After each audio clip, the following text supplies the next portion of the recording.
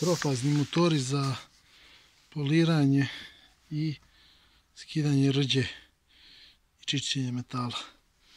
Prvo ovaj za poliranje. Znači to je taj motor. Jake osobine, duge osobine odmaknute od motora. Izuzetno snažan.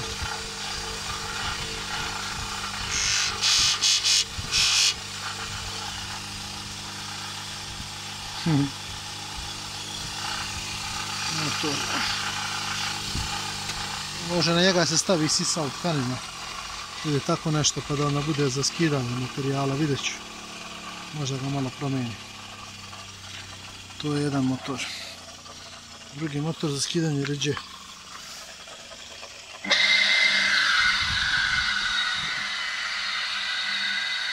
To je to.